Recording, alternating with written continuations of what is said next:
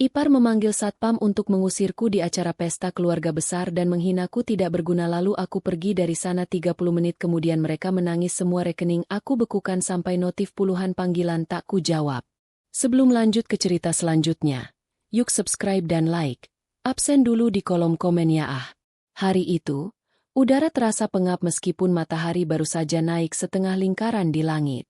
Rani duduk di ruang tamu rumahnya, menatap selembar kertas undangan berwarna emas mengilap yang baru saja ia keluarkan dari amplop.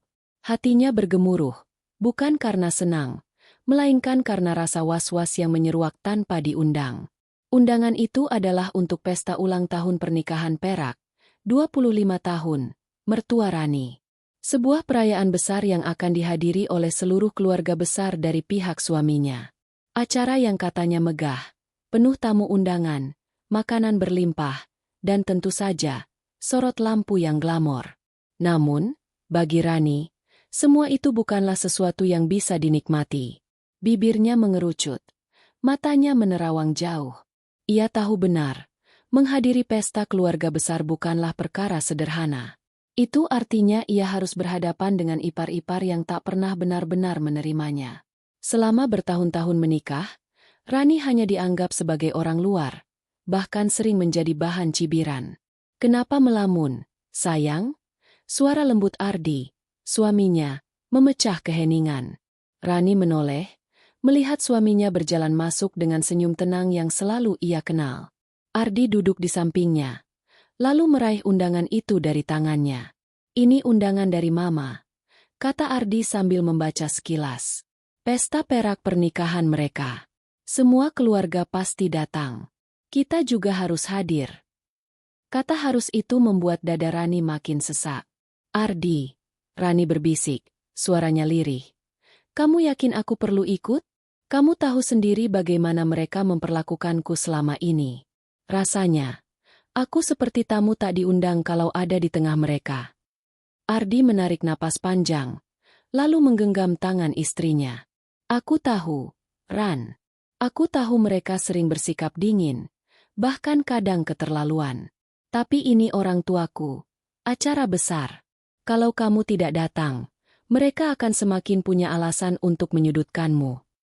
Rani menunduk, menatap jari-jarinya yang digenggam erat oleh Ardi. Ada rasa hangat di sana, tapi juga kekecewaan yang tak bisa ia sembunyikan. Suaminya memang selalu berusaha menenangkan, namun jarang benar-benar membela saat ia dijatuhkan di depan keluarga besar. "Kalau aku ikut," Rani berkata pelan, "aku hanya takut nanti ada sesuatu yang terjadi lagi. Aku tidak kuat, Di. Aku benar-benar lelah diperlakukan seperti ini." Ardi menatapnya lama. "Aku janji akan ada di sampingmu. Aku janji tidak akan membiarkanmu sendirian." Janji itu terdengar manis. Namun entah kenapa hati Rani tetap ragu. Janji yang sama sudah pernah ia dengar sebelumnya. Tapi kenyataannya, di acara-acara lalu, Ardi selalu larut dengan keluarganya. Ia sibuk mengobrol dengan saudara, sibuk menyenangkan hati orang tuanya. Sementara Rani dibiarkan berdiri sendirian menghadapi tatapan sinis dan cibiran. Malamnya, Rani duduk di depan cermin, menatap wajahnya sendiri. Mata bening itu kini dihiasi lingkaran hitam karena sering begadang memikirkan hal-hal yang ia pendam. Ia meraih sebuah kotak perhiasan kecil, membukanya pelan. Di dalamnya ada kalung emas pemberian mertuanya saat pernikahan dulu. Benda itu seharusnya menjadi simbol penerimaan keluarga, tapi baginya hanya jadi pengingat betapa manisnya kata-kata di awal, lalu berubah menjadi dingin seiring waktu.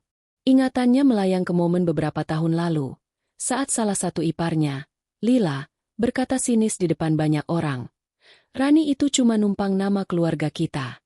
Kalau bukan karena Ardi, apa sih yang dia punya?" Kata-kata itu menusuk.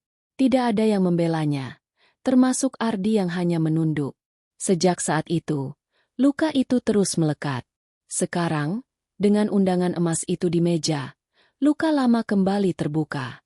Keesokan harinya, Rani masih gelisah. Ia mencoba menyibukkan diri dengan pekerjaan rumah, namun pikirannya terus melayang ke pesta yang akan datang. Ketika Ardi pulang kerja, ia membawa kabar tambahan. Mama menelpon. Katanya beliau ingin sekali kamu hadir. Bahkan sudah pesan kursi di meja utama. Rani menghela napas. Kursi di meja utama? Untuk apa? Supaya semua orang bisa lebih mudah melihatku? Lebih mudah mengomentari dan menghinaku. Nada suaranya meninggi, membuat Ardi terdiam. Aku tidak ingin ke sana hanya untuk jadi bahan tertawaan. Aku sudah cukup sering dipermalukan. Rani berdiri, menahan air mata. Kamu tidak tahu rasanya berdiri di tengah orang-orang yang selalu menganggapku sampah. Ardi bangkit, memeluk istrinya dari belakang. Aku tahu kamu kuat, dan aku janji kali ini berbeda. Aku akan ada di sampingmu. Rani menutup mata. Ada bagian dirinya yang ingin percaya, tapi bagian lain sudah terlalu sering kecewa. Malam menjelang pesta, Rani berdiri di depan lemari, menatap deretan gaun.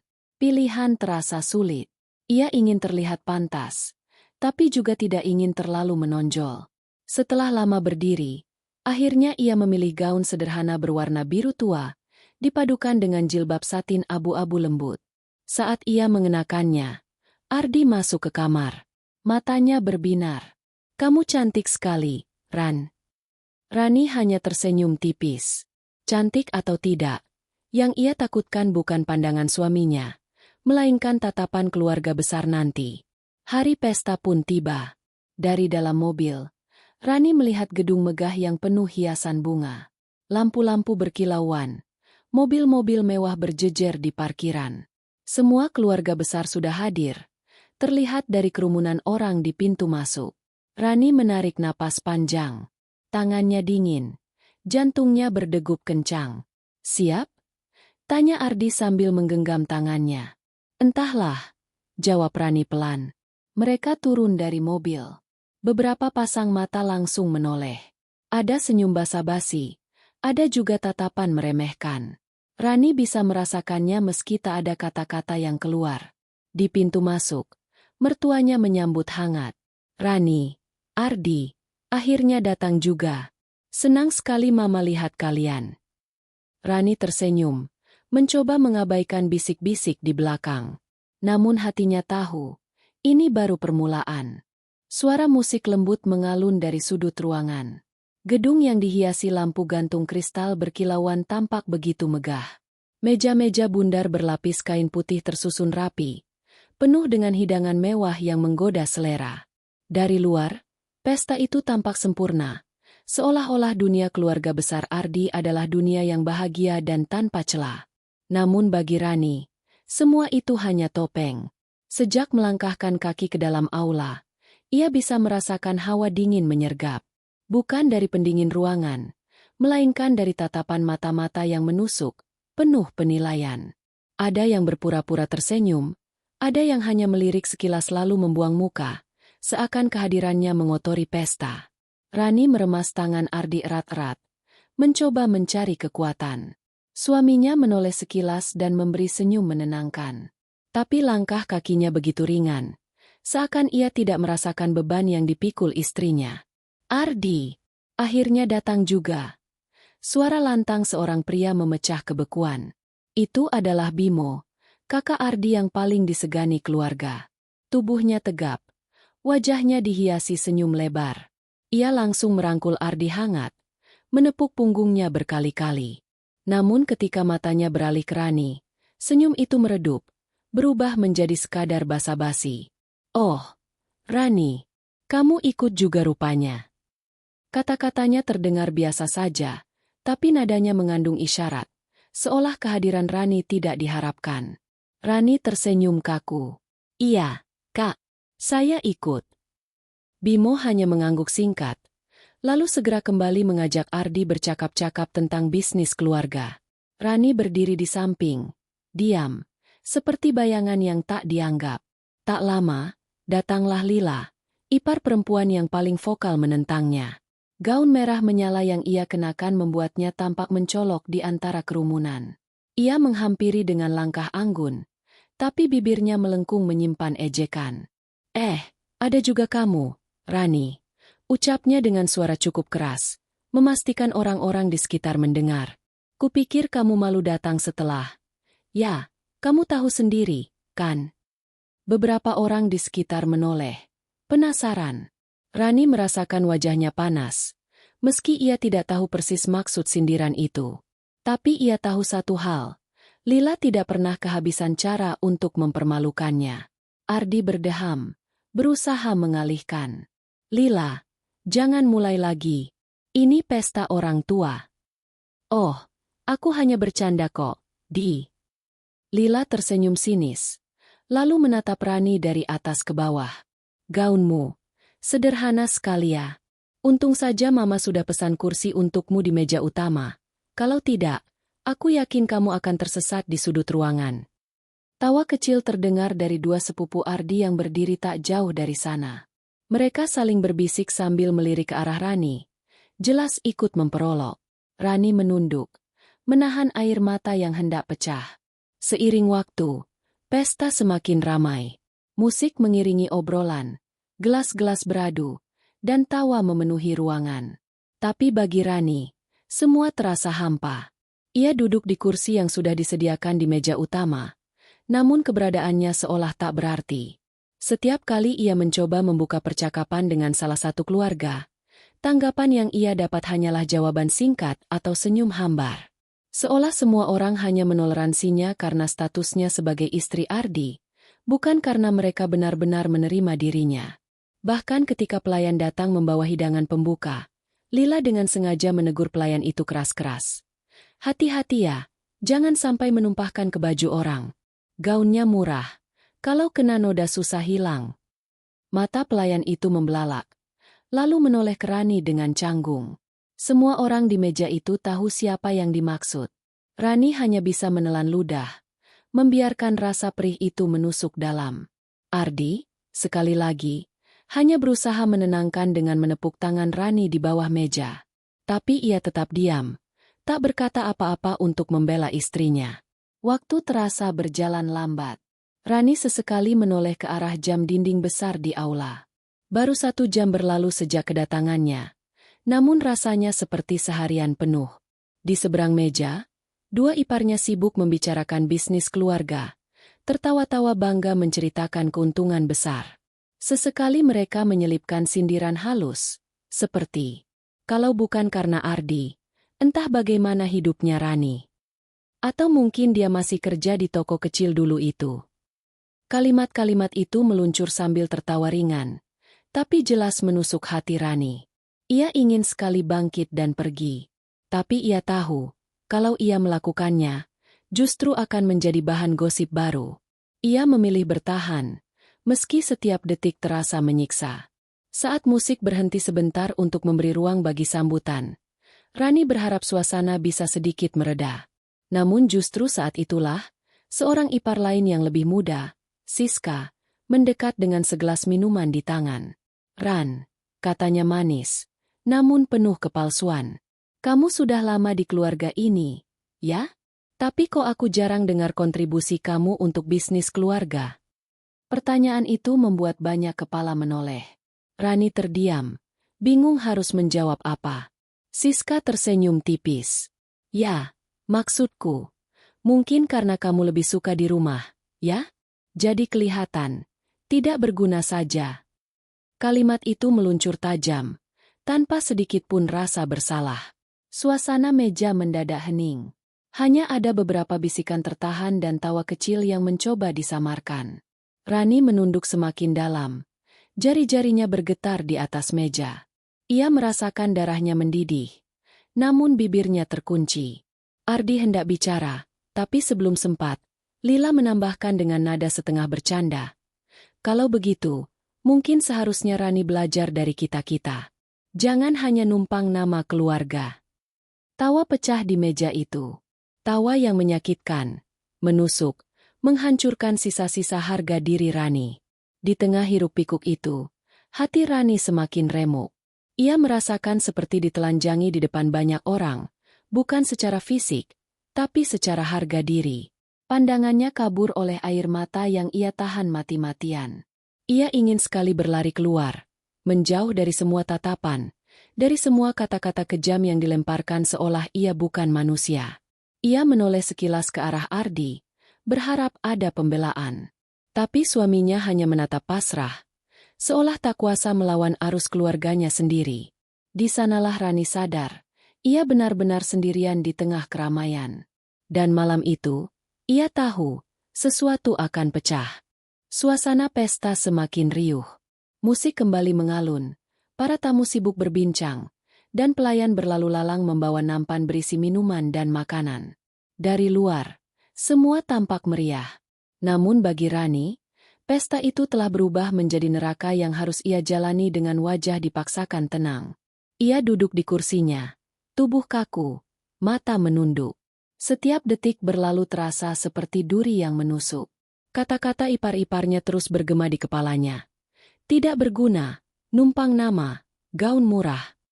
Ardi duduk di sampingnya, tampak gelisah, tapi tak melakukan apapun. Sesekali ia menatap Rani dengan sorot bersalah, seolah ingin berkata sesuatu. Tapi bibirnya tetap terkunci. Puncak pesta akhirnya tiba. Sang MC naik ke panggung, memanggil mertua Rani untuk memberikan sambutan. Semua mata tertuju ke depan. Suasana mendadak lebih tenang. Mertua berbicara tentang kebersamaan, tentang arti keluarga, tentang rasa syukur memiliki anak-anak dan cucu-cucu yang hadir di pesta itu. Kata-kata manis meluncur deras, terdengar indah. Namun bagi Rani, kata keluarga justru terdengar seperti ejekan, karena kenyataan yang ia alami jauh dari kehangatan itu. Saat sambutan selesai, MC memberi kesempatan bagi anggota keluarga untuk naik ke panggung, memberikan kesan atau ucapan. Beberapa ipar tampil dengan percaya diri, menyampaikan kata-kata penuh pujian untuk orang tua mereka, diselingi canda dan tawa. Semua orang bertepuk tangan. Kemudian, tiba giliran Lila. Dengan langkah anggun dan senyum penuh kemenangan, ia maju ke depan. Mikrofon digenggamnya erat, suaranya lantang. Terima kasih untuk semua yang hadir di malam istimewa ini. Sebagai keluarga besar, kita tentu bangga bisa merayakan pencapaian Mama dan Papa. Tapi, ia berhenti sejenak, menoleh ke arah meja utama, tepat ke arah Rani. Rasanya tidak semua orang di sini benar-benar mengerti arti kebersamaan keluarga. Beberapa kepala langsung menoleh ke arah Rani. Dadanya mulai berdegup kencang. Tangan yang diletakkan di pangkuannya bergetar. Lila melanjutkan dengan senyum licik. Ada yang hadir di sini, tapi sepanjang waktu hanya diam, tidak pernah memberi kontribusi, tidak pernah dianggap bagian penting. Hanya duduk, hanya numpang nama. Menurut kalian, apa itu pantas disebut bagian dari keluarga? Tawa meledak di sudut ruangan. Beberapa orang mencoba menahan, tapi jelas terlihat siapa yang dituju. Rani, wajahnya memanas. Telinganya berdenging. Ia ingin sekali berteriak, tapi suara itu terkunci di tenggorokannya. Air mata mulai menggenang, namun ia menahan agar tidak jatuh.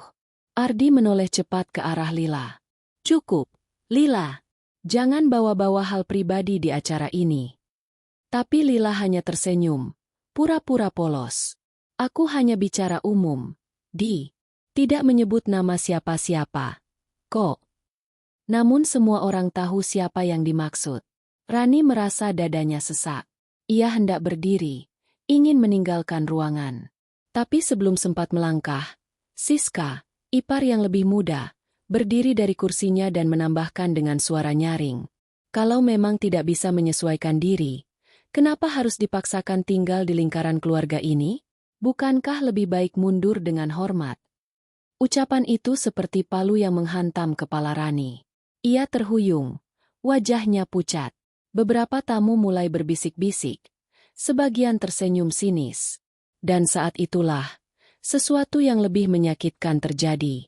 Lila melambaikan tangan ke arah seorang satpam yang berdiri di pintu. Mas, tolong bantu. Sepertinya ada tamu yang salah tempat. Kalau tidak bisa ikut meramaikan, lebih baik dipersilakan keluar saja. Satpam itu menoleh bingung, ragu melangkah. Tapi karena merasa itu perintah dari tuan rumah, ia maju perlahan ke arah meja utama. Suasana hening. Semua mata tertuju pada Rani. Rani terdiam, tubuhnya kaku. Ia menoleh ke kiri dan kanan, berharap ada seseorang yang berdiri membelanya. Tapi tidak ada. Bahkan Ardi hanya menatap kosong. Wajahnya penuh kebingungan. Air mata akhirnya jatuh, mengalir di pipinya.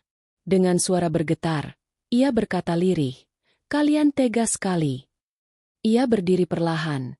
Kursi bergeser mengeluarkan suara berdecit yang terdengar jelas di tengah keheningan.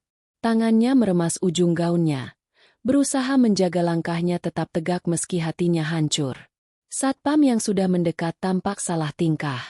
"Maaf, Bu," katanya canggung. Rani mengangkat tangan, menahan. "Tidak perlu. Aku bisa pergi sendiri."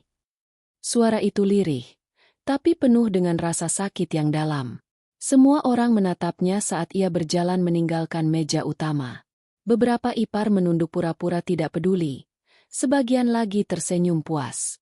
Tidak ada yang mencoba menghentikannya. Tidak ada yang menahan kepergiannya. Rani melangkah menuju pintu keluar dengan langkah goyah. Tapi matanya kini basah oleh air mata yang tak terbendung. Setiap langkah terasa berat, namun sekaligus melepaskan beban yang menjeratnya selama ini. Ketika pintu besar aula itu terbuka, udara malam menyambutnya.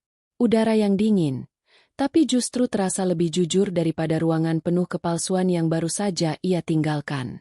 Di luar, ia berhenti sejenak, menoleh ke belakang.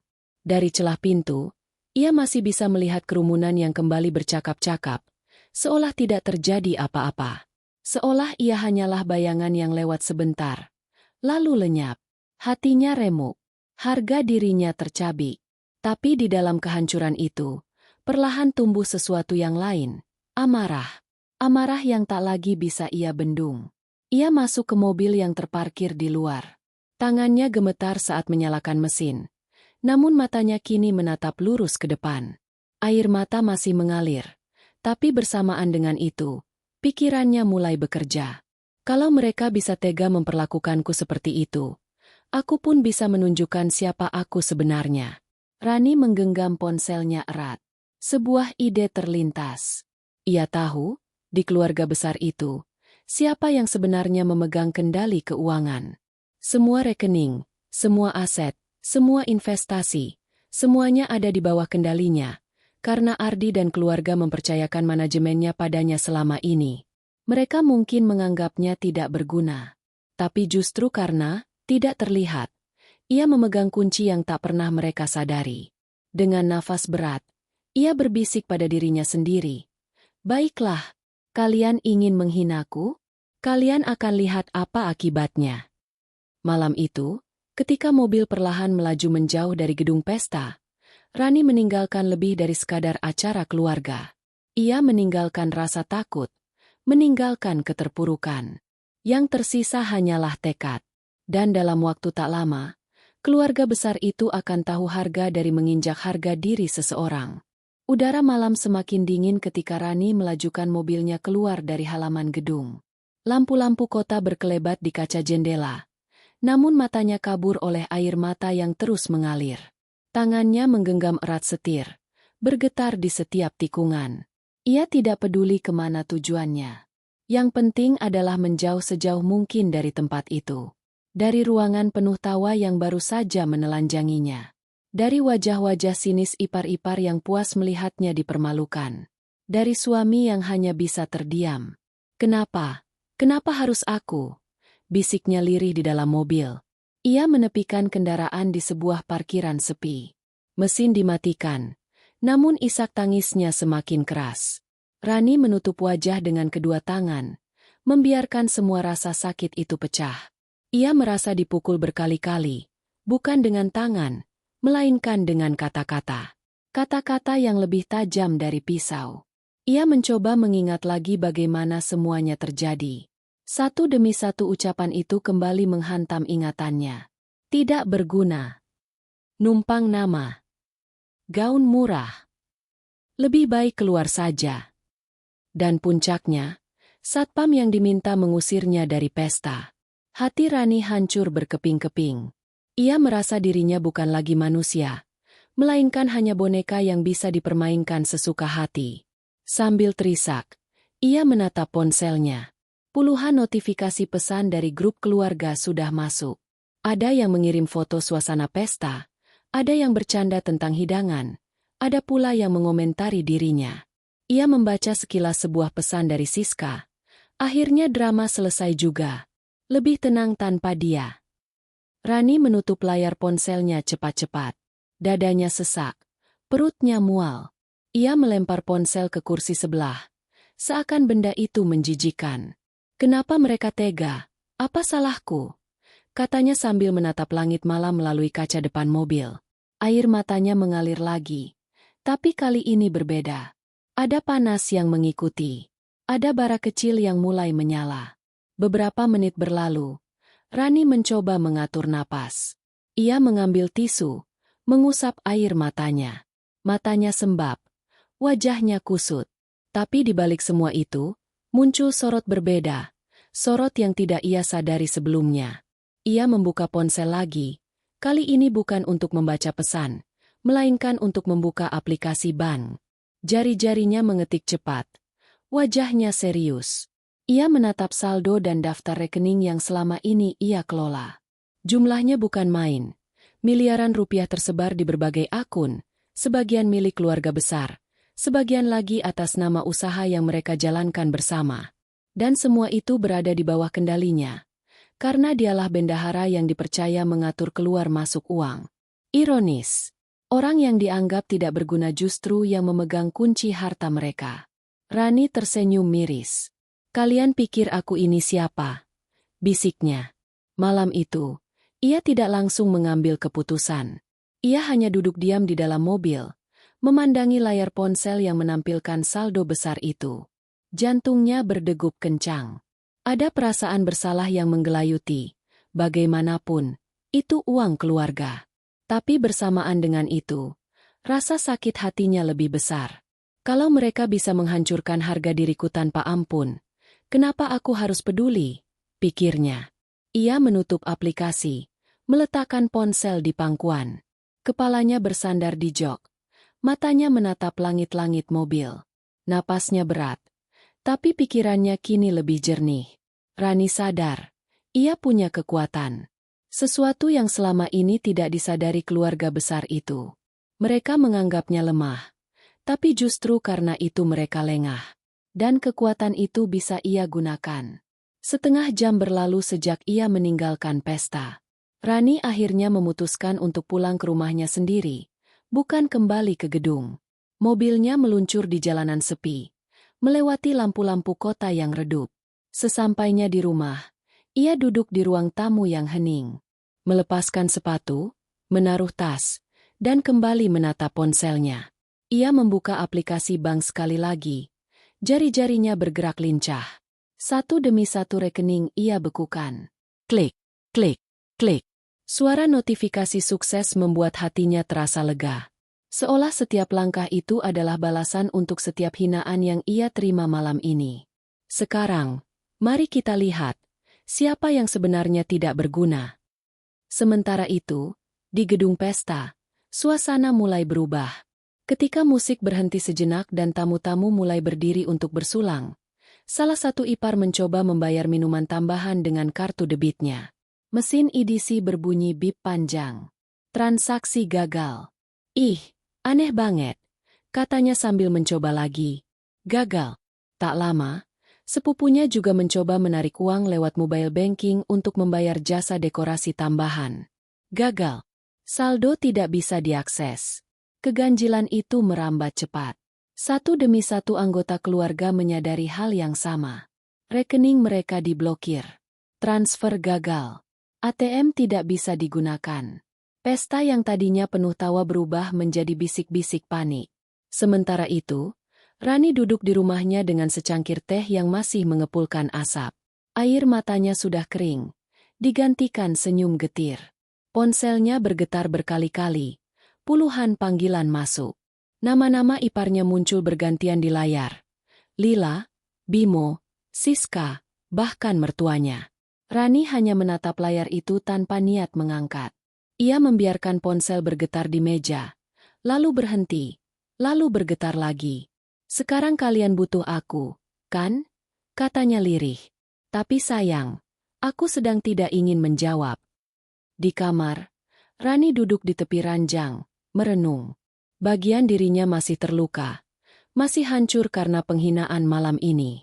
Tapi bagian lain mulai merasakan kepuasan kecil.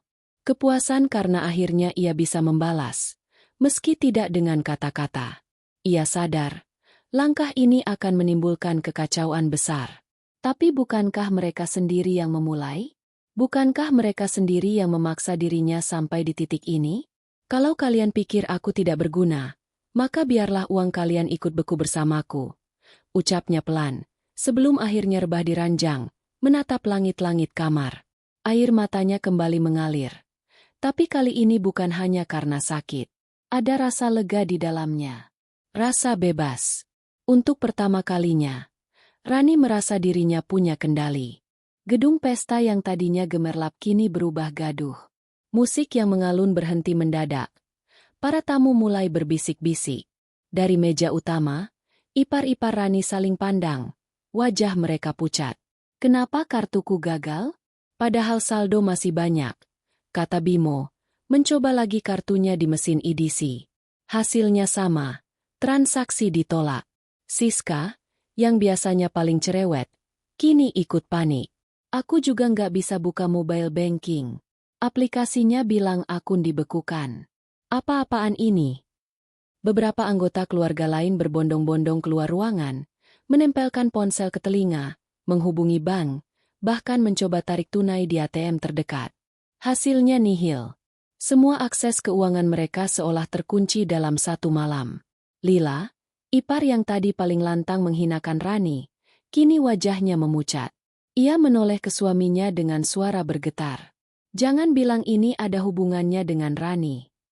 Kalimat itu membuat semua orang terdiam sesaat. Sementara itu, di rumah, Rani duduk dengan tenang di ruang tamu. Ponselnya terus bergetar tanpa henti. Puluhan panggilan masuk bertubi-tubi. Notifikasi pesan memenuhi layar. Rani, ini darurat. Tolong angkat telepon. Kamu di mana? Jangan macam-macam. Segera buka akses rekening itu. Ini bukan mainan. Rani menatap semua pesan itu dengan senyum miris. Ironis sekali. Baru beberapa jam lalu ia dipermalukan. Dianggap tak ada artinya. Kini, dalam waktu kurang dari setengah jam, semua orang yang sama justru berlutut padanya. Setidaknya lewat pesan dan panggilan panik. Cepat sekali dunia berbalik. Ya, gumamnya, menyesap teh hangat. Di gedung pesta, kekacauan makin menjadi. Tamu undangan yang bukan bagian dari keluarga mulai menyadari ada sesuatu yang salah. Suara-suara bisik menyebar. Ada masalah apa sih dengan mereka? Katanya semua rekening keluarga besar keblokir. Masa sih? Kok bisa barengan gitu? Muka malu mulai terasa di antara keluarga. Bagaimana tidak? Reputasi yang mereka bangun bertahun-tahun kini seolah runtuh dalam sekejap. Apalagi, banyak tamu bisnis hadir malam itu. Ayah mertua Rani, sosok yang selama ini berwibawa, menahan amarah. Suaranya keras saat berkata, "Cari Rani. Sekarang juga. Dia yang pegang semua akses. Jangan biarkan dia kabur." Perintah itu membuat suasana makin tegang. Beberapa ipar segera menghubungi nomor Rani bergantian, sementara yang lain mencoba mencari tahu alamat pasti rumahnya. Rani masih duduk santai, meski di dalam hatinya ada sedikit getaran. Ia tahu betul, keputusannya ini bukan main-main. Ia sedang mengusik sesuatu yang besar, uang. Dan uang adalah urat nadi keluarga besar itu. Ia menutup ponsel, memutuskan tidak akan mengangkat satupun panggilan malam ini. Ia ingin mereka merasakan ketidakberdayaan yang ia rasakan ketika dipermalukan di depan umum. Waktu kalian habis, bisiknya. Kali ini aku yang memilih diam. Sementara itu, di gedung, suara tangis mulai terdengar. Salah satu sepupu muda menangis karena uang tabungannya yang dititipkan ke dalam rekening bersama juga ikut beku. Beberapa orang tua panik karena biaya rumah sakit yang harus segera dibayar tidak bisa ditarik.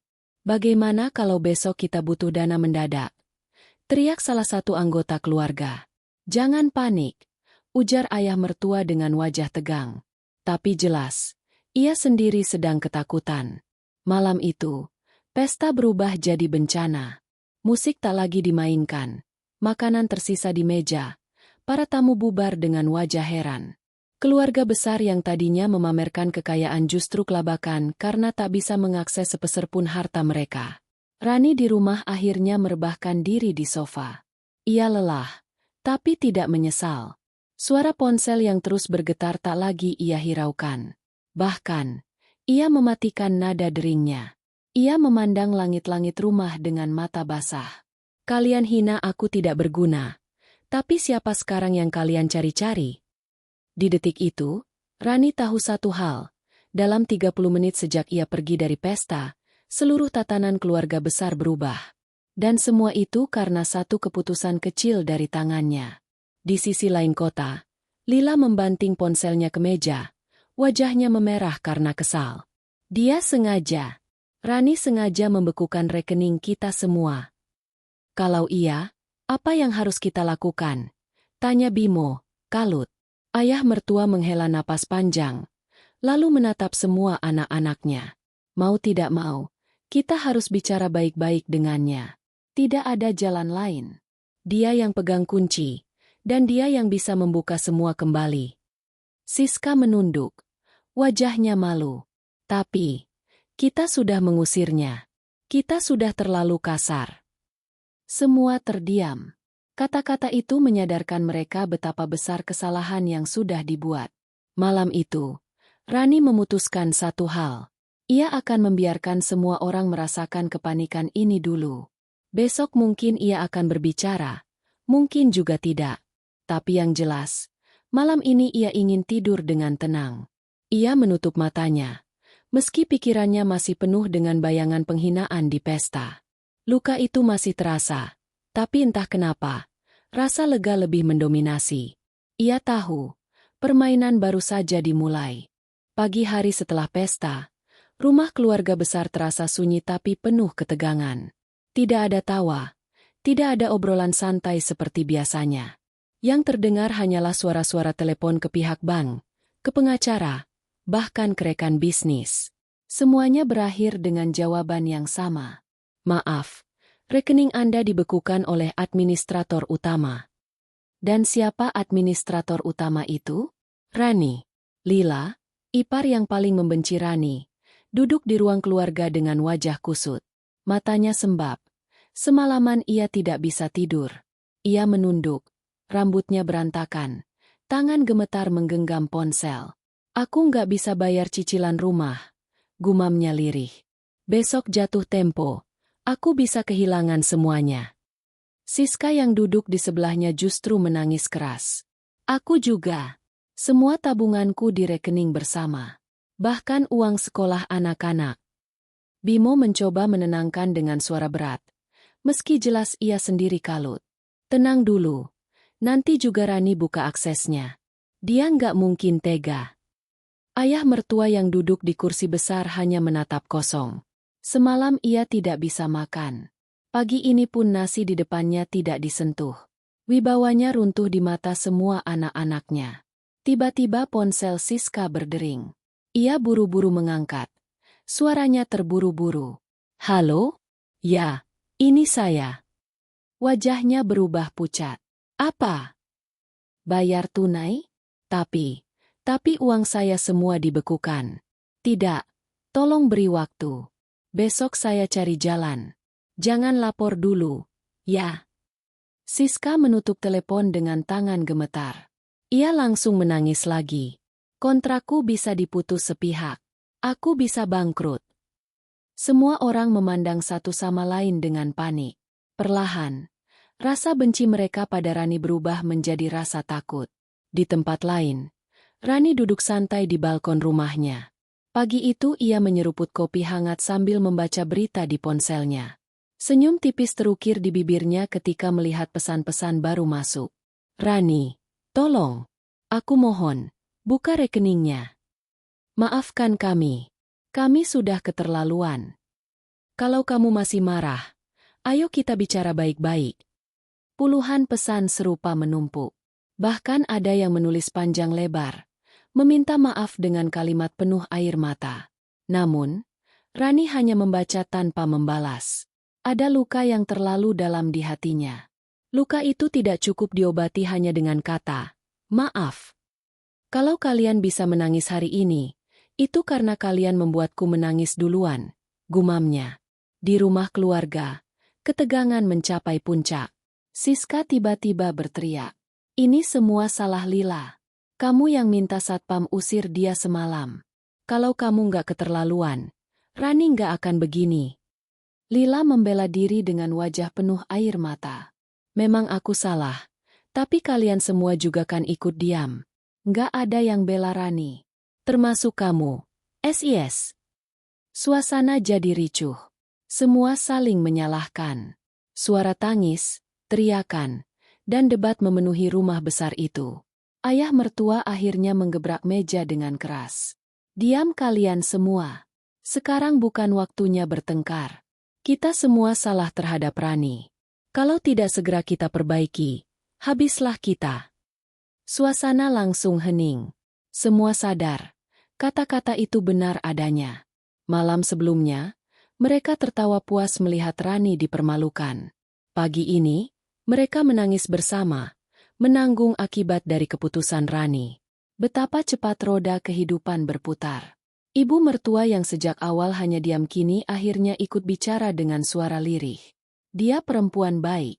Selama ini dia yang urus semua keuangan keluarga. Dia tidak pernah mengeluh.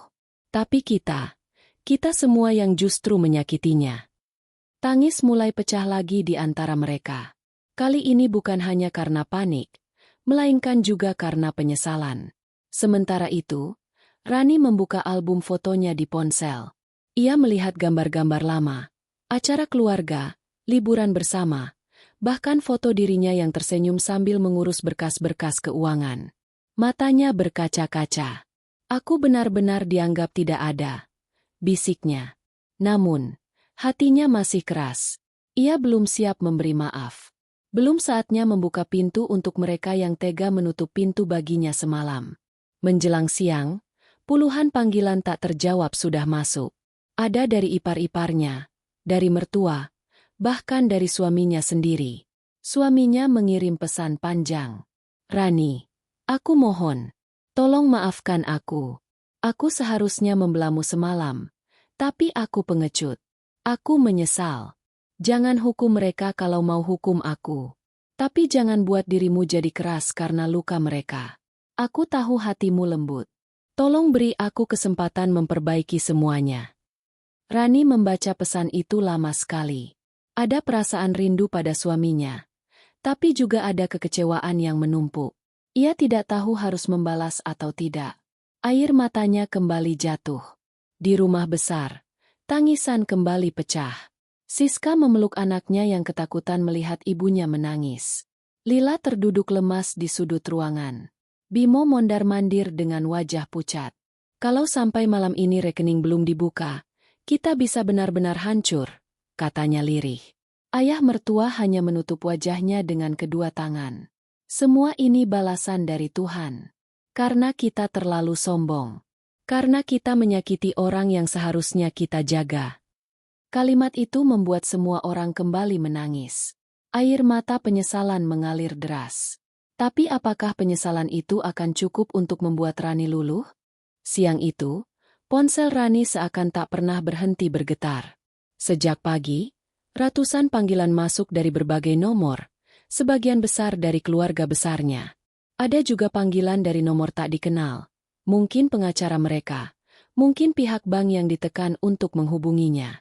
Namun, Rani tetap bergeming. Ia membiarkan layar ponselnya menyala, bergetar, lalu padam, hanya untuk menyala lagi beberapa detik kemudian. Seolah-olah dunia sedang berlutut di ujung jarinya. Tapi ia memilih menutup pintu. Rani duduk di kursi balkon rumahnya, ditemani secangkir kopi kedua. Matanya sembab, tapi sorotnya tajam. Ia menatap jalanan sepi di depan rumah sambil berpikir. Selama ini aku yang sibuk mengatur semua. Dari arus kas usaha sampai tabungan pribadi mereka. Tapi apa balasannya?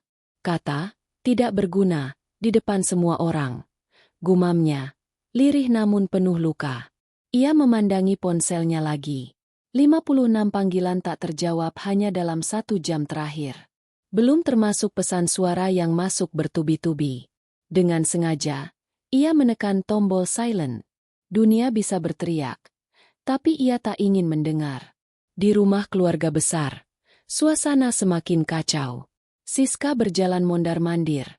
Rambutnya berantakan, wajahnya penuh air mata. Ia berusaha menelepon Rani untuk kesekian kali. Nomornya aktif, tapi dia nggak angkat. Bahkan chat nggak dibaca. Teriaknya frustasi. Lila duduk di sofa, wajahnya pucat. Ia menggenggam ponsel erat-erat, mencoba menghubungi lagi. Rani, tolong, aku minta maaf. Angkat telepon ini, sekali saja. Namun, layar ponselnya hanya menampilkan tulisan dingin. Panggilan ditolak. Air matanya jatuh. Dia sengaja menolak aku. Bimo, yang biasanya kalem, kini mulai kehilangan kesabaran. Sudah cukup. Kita harus datangi rumahnya sekarang juga. Kalau dia nggak mau angkat telepon, kita paksa bicara langsung. Ayah mertua menggeleng pelan. Tidak, jangan terburu-buru. Kalau kita datang dengan emosi, dia akan semakin menjauh. Kita harus rendah hati. Kalimat itu terdengar berat keluar dari mulut pria yang selama ini paling angkuh. Namun situasi memang memaksanya. Tanpa akses keuangan, seluruh fondasi keluarga bisa runtuh dalam hitungan hari. Di sisi lain kota, Rani masih bergelut dengan perasaannya sendiri. Ia ingin marah, ingin balas dendam, ingin membuat mereka semua merasakan sakit yang sama. Tapi di balik itu, ada suara kecil dalam hatinya yang berkata, apa tidak kasihan kalau anak-anak mereka ikut jadi korban? Rani menutup mata, mengingat wajah polos keponakan-keponakannya yang semalam ikut menertawakannya tanpa tahu apa-apa. Hatinya sedikit goyah. Namun begitu ia membuka mata lagi, bayangan satpam yang menuntunnya keluar pesta muncul di kepalanya. Ia kembali mengeras. Tidak, belum sekarang. Sore harinya, jumlah panggilan sudah melewati angka 300. Ponselnya seperti mesin yang tak pernah berhenti bergetar. Bahkan, listrik rumahnya sempat turun karena charger ponselnya terlalu panas menyalurkan daya. Rani menertawakan ironi itu. Baru sehari, kalian sudah seperti ini. Bagaimana kalau seminggu? Sebulan? Ia kembali menutup ponselnya, memutuskan untuk beristirahat. Di rumah besar, Siska jatuh terduduk di lantai, menangis sesenggukan. Aku nggak tahan lagi, aku nggak bisa tidur, aku mimpi buruk terus, aku takut semua uangku hilang. Lila memeluknya sambil menangis juga. Kita salah, SIS, kita semua salah. Kenapa kita tega sama dia? Kenapa kita begitu kejam? Bimo duduk di kursi dengan kepala tertunduk, menutup wajahnya. Bahkan ia pun tak bisa membantah. Semua memang salah mereka. Ayah mertua akhirnya berdiri. Suaranya berat tapi terdengar tulus. Besok, kita semua pergi ke rumah Rani. Tidak boleh ada yang marah. Tidak boleh ada yang sombong. Kita datang bukan sebagai keluarga besar yang kaya, tapi sebagai orang-orang yang bersalah. Semua menatapnya dengan mata merah. Untuk pertama kalinya, mereka melihat kepala keluarga mereka tampak rapuh. Malam hari, suami Rani pulang ke rumah mereka. Wajahnya lelah, tubuhnya lunglai. Tapi ia tetap berusaha menata kata-kata. Rani duduk di ruang tamu ketika pintu terbuka. Pandangannya dingin, sementara suaminya menunduk dalam-dalam. Rani, suaranya parau. Aku mohon, dengarkan aku sebentar saja. Rani tidak menjawab. Ia hanya menatap lurus ke depan. Ponsel di tangannya terus bergetar menampilkan panggilan baru. Kali ini dari Lila. Ia menekan tombol merah. Kenapa kamu diam? Tanya suaminya hati-hati. Rani akhirnya membuka suara. Lirih tapi tajam. Semalam, kamu diam saat aku diusir seperti sampah. Apa sekarang aku juga harus mendengar suaramu seolah-olah tidak terjadi apa-apa? Suaminya menutup mata. Air mata jatuh. Aku salah, Rani. Aku pengecut. Tapi kumohon, jangan tutup telingamu untuk selamanya. Kalau bukan demi aku, lakukan demi anak-anak mereka yang tidak tahu apa-apa. Rani menggenggam ponselnya erat-erat. Dadanya sesak. Sebagian dirinya ingin menyerah, ingin memaafkan. Tapi luka itu masih terlalu dalam. Aku butuh waktu, jawabnya akhirnya, sambil berdiri meninggalkan ruangan. Malam itu, Rani berbaring di tempat tidur dengan pikiran berkecamuk. Panggilan di ponselnya terus berdatangan, tapi ia sudah terbiasa membiarkannya berlalu. Di kejauhan, ia tahu, ada satu rumah besar yang sedang hancur dalam tangis dan penyesalan. Dan untuk pertama kalinya, ia merasa bahwa diamnya lebih berharga daripada ribuan kata. Pagi itu, udara masih segar ketika bel rumah Rani berbunyi nyaring. Rani yang baru saja menyiapkan sarapan sederhana terdiam. Ia tahu siapa yang datang, meski belum melihat wajah-wajah di balik pintu. Bel berbunyi lagi, kali ini lebih lama. Bersamaan dengan itu, terdengar suara lirih seorang wanita. "Rani, tolong buka pintunya. Kami mohon." Itu suara Siska. Rani menggenggam erat gelas tehnya.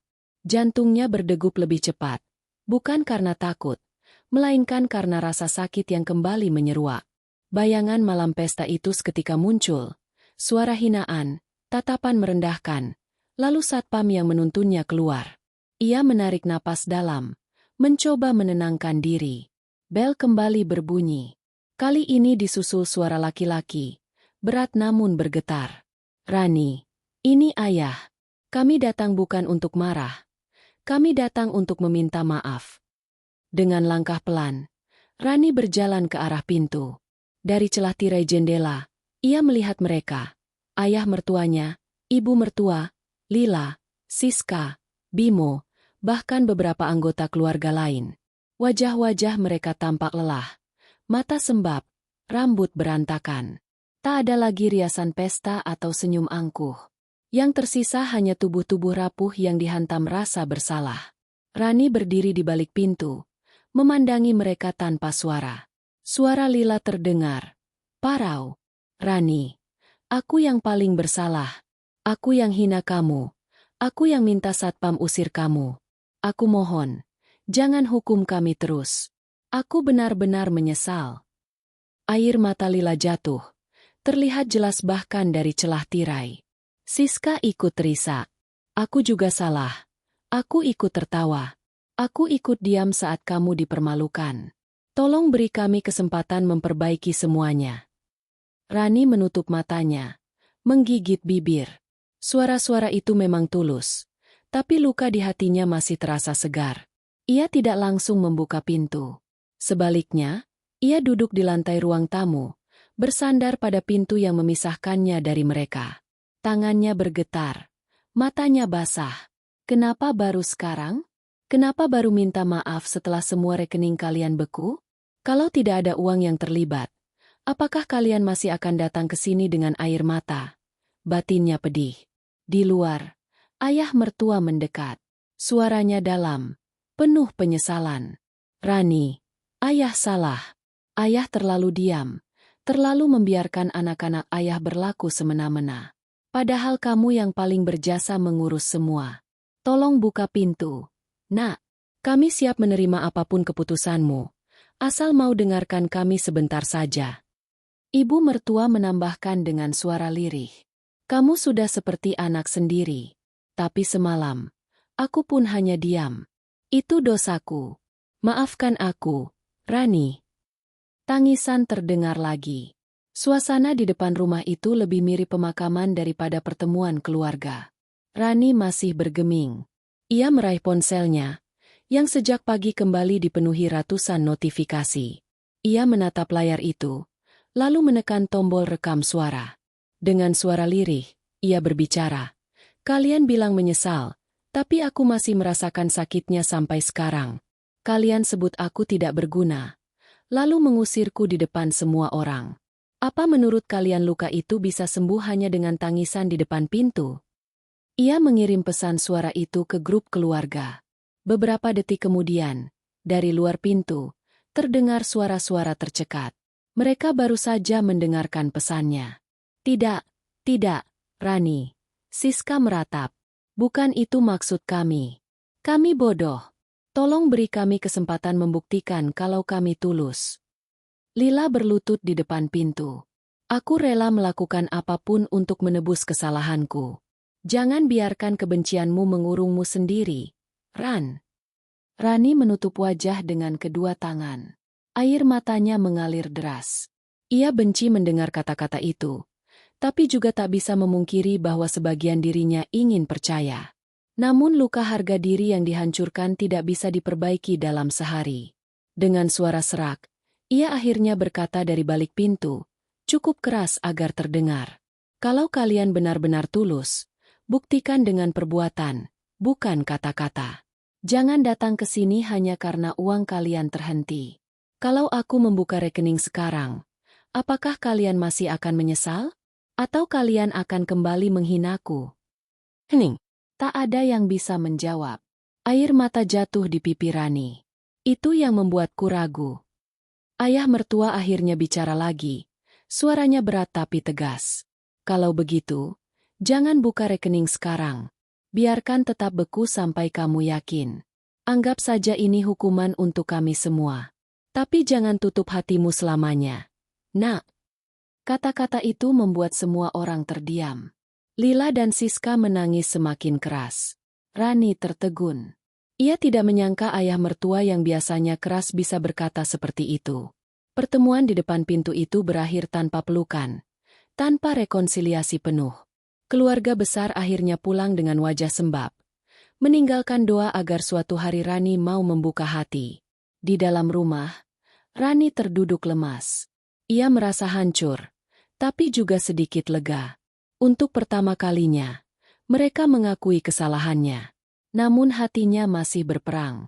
Apakah aku bisa memaafkan mereka? Atau lebih baik aku terus melangkah sendiri? Pertanyaan itu menggantung di udara. Tak ada jawaban malam itu.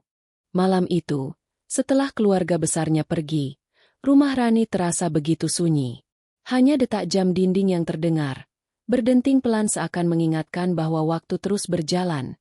Sementara hatinya terhenti di pusaran rasa sakit. Ia duduk di ruang tamu, menatap layar ponsel yang masih dipenuhi ratusan notifikasi.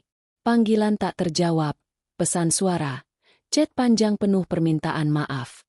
Rani menggulir layar tanpa benar-benar membaca isinya. Air matanya jatuh sendiri.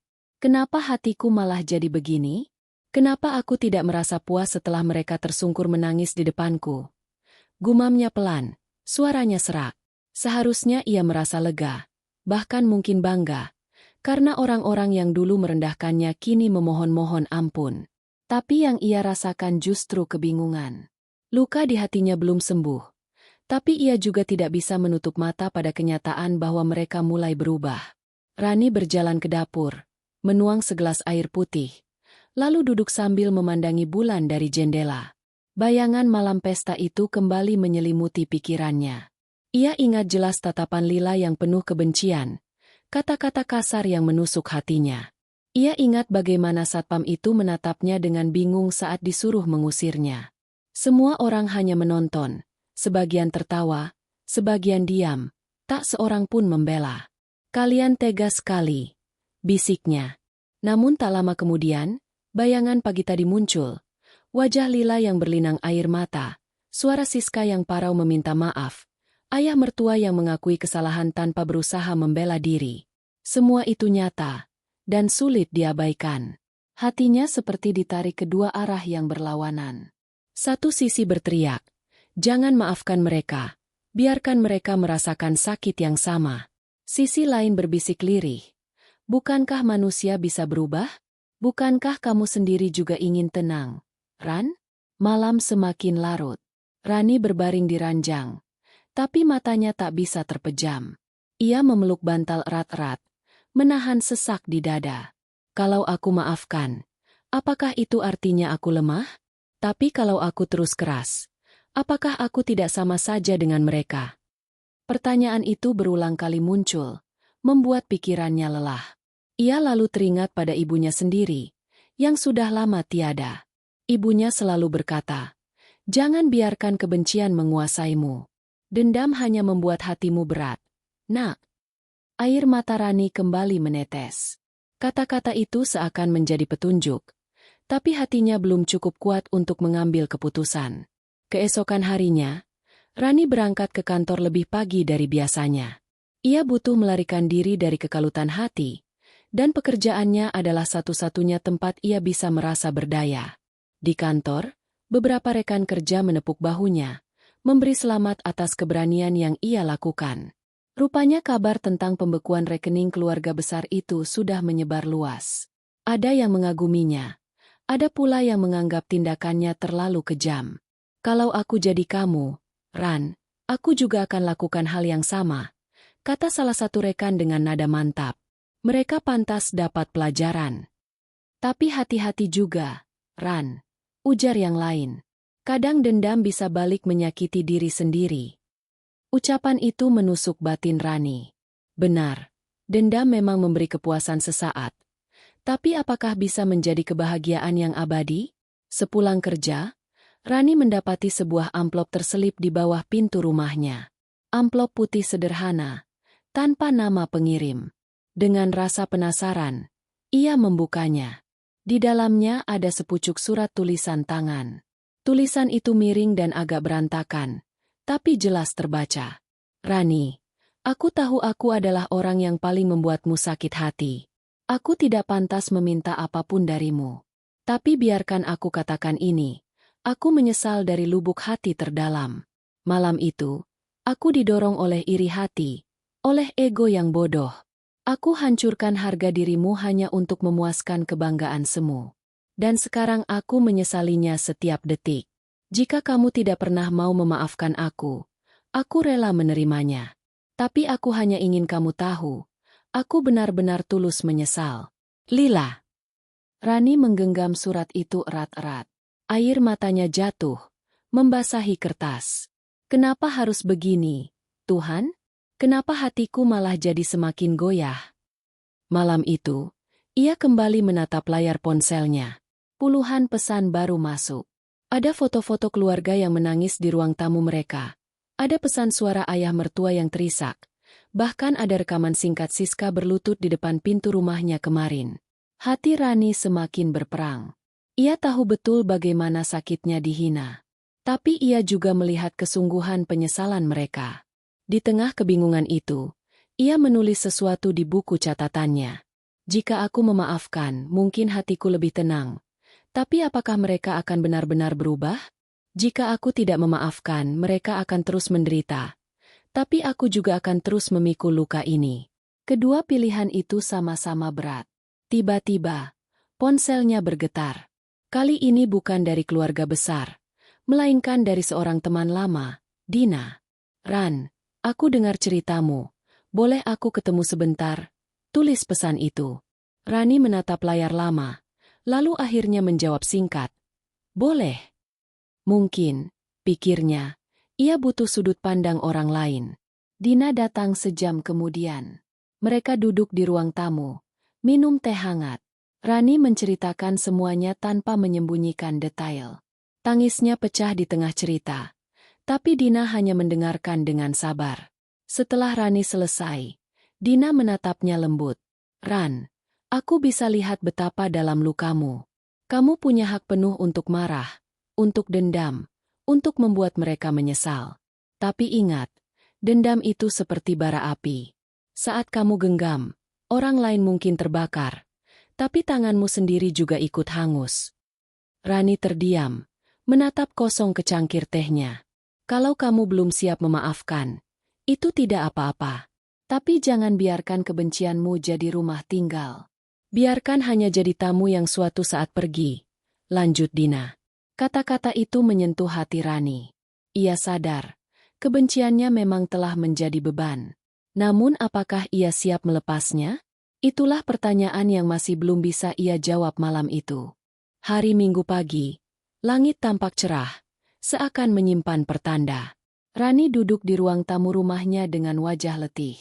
Semalam ia tidak banyak tidur. Kata-kata Dina terus terngiang di kepalanya. Jangan biarkan kebencian jadi rumah tinggal. Biarkan hanya jadi tamu yang suatu saat pergi. Kalimat itu menampar kesadarannya. Benar, selama ini ia seperti menyalakan api dalam dadanya sendiri. Ia merasa kuat dengan memegang kendali atas nasib keluarga besar itu. Tapi setiap kali mendengar tangisan dan permintaan maaf mereka, hatinya justru semakin lelah. Ponselnya kembali bergetar. Notifikasi pesan masuk lagi. Kali ini dari nomor ayah mertuanya. "Nak Rani, hari ini semua keluarga berkumpul di rumah. Kami tahu mungkin kamu tidak mau datang, tapi kalau berkenan, kami ingin mendengar jawabanmu, apapun itu. Kalau tidak bisa memaafkan, kami akan terima. Yang penting, kamu sampaikan dari hatimu sendiri." Rani menatap pesan itu lama. Ada getaran halus di hatinya. Seakan Tuhan sedang menuntunnya untuk menuntaskan semuanya hari ini. Dengan langkah mantap, Rani bersiap. Ia mengenakan gamis sederhana warna biru muda, merapikan kerudung, lalu mengambil kunci mobil. Dalam hatinya, ia berbisik, "Hari ini aku akan menutup semua ini. Entah dengan maaf, atau dengan perpisahan." Perjalanan ke rumah keluarga besar itu terasa panjang. Sepanjang jalan, ia berperang dengan pikirannya sendiri. Kadang ia ingin menekan pedal gas lebih keras untuk kabur. Kadang ia ingin berbalik arah. Tapi pada akhirnya, ia sampai juga di depan gerbang besar rumah itu. Satpam yang dulu pernah mengusirnya kini menunduk dalam-dalam begitu melihat kedatangannya. "Selamat datang, Bu Rani." Suaranya bergetar. Rani hanya mengangguk, lalu melangkah masuk. Begitu masuk ruang tamu, semua mata tertuju padanya. Wajah-wajah itu bukan lagi wajah angkuh yang ia kenal. Kini hanya ada mata sembab, pipi yang basah, dan ekspresi penyesalan. Ayah mertua berdiri, mencoba tersenyum meski gagal. "Terima kasih sudah datang, Nak." Ibu mertua langsung menitikkan air mata. "Rani." Suaranya hampir tak terdengar. Lila dan Siska duduk bersebelahan. Kepala mereka tertunduk, tangan saling menggenggam, seperti dua anak kecil yang ketakutan. Bimo tampak menahan tangisnya. Wajahnya pucat. Suasana begitu hening. Hanya detak jam dinding yang terdengar. Rani berdiri di tengah ruangan, menatap mereka satu persatu. "Kalian ingin jawaban dariku?" tanyanya. Suaranya tenang tapi tegas. Mereka mengangguk serentak. Rani menarik napas panjang. "Malam itu, kalian bukan hanya mengusirku dari pesta. Kalian mengusir harga diriku, kehormatanku, bahkan keberadaanku. Itu luka yang tidak akan pernah bisa hilang." Suara isakan terdengar dari sudut ruangan. Lila menunduk semakin dalam. "Tapi," Rani melanjutkan, suaranya melembut, "aku juga tahu, kalian manusia. Dan manusia bisa salah. Aku melihat penyesalan kalian. Aku membaca suratmu. Lila, aku dengar rekaman suara kalian menangis. Aku tahu itu bukan kepura-puraan." Semua orang menatapnya dengan mata penuh harap. "Aku bisa saja terus menutup hatiku. Aku bisa saja membiarkan kalian menderita sampai hancur. Tapi apa gunanya? Apa aku akan benar-benar bahagia kalau melihat kalian binasa? Tidak." Rani berhenti sejenak, lalu mengusap air matanya sendiri. "Aku memilih untuk memaafkan." Ruangan itu mendadak dipenuhi suara tangis lega. Ibu mertua langsung menutup wajahnya dengan tangan. Ayah mertua menunduk penuh syukur. Lila dan Siska terisak hebat. Bahkan Bimo tak sanggup menahan air matanya. Tapi, suara Rani kembali tegas. "Maaf bukan berarti aku lupa. Aku tidak akan kembali menjadi orang yang sama seperti dulu, yang diam saja ketika diperlakukan tidak adil. Aku akan tetap menjaga jarak, sampai aku benar-benar yakin kalian berubah." Ia menatap mereka dalam-dalam. "Dan soal rekening itu, aku akan buka kembali perlahan. Tapi bukan karena kalian menuntut. Karena aku yang memilih, sesuai hatiku. Itu pun dengan syarat. Tidak ada lagi yang merendahkan orang lain, terutama aku. Kalau sekali lagi aku dihina, aku tidak akan ragu pergi selamanya." Lila bangkit dari tempat duduknya, lalu berlutut di hadapan Rani. Terima kasih, Ran. Aku bersumpah tidak akan mengulanginya. Aku rela melakukan apapun untuk menebus kesalahanku." Siska ikut menyusul, memeluk kaki Rani sambil menangis. Maafkan aku terlalu pengecut malam itu. Aku janji tidak akan pernah diam lagi. Rani menunduk, memandang mereka dengan mata yang masih basah. Ia mengulurkan tangan, mengangkat mereka berdiri. Bangkitlah. Jangan berlutut padaku. Kalau kalian benar-benar menyesal, buktikan dengan sikap, bukan dengan air mata. Ayah mertua maju, suaranya bergetar. Nak Rani, kamu lebih dewasa daripada kami semua. Kamu yang seharusnya jadi teladan keluarga ini. Kami yang tua justru kalah bijaksana. Ibu mertua menggenggam tangan Rani erat-erat. Maafkan aku, Nak. Aku janji akan selalu membelamu kalau ada yang berani merendahkanmu lagi. Rani hanya tersenyum tipis.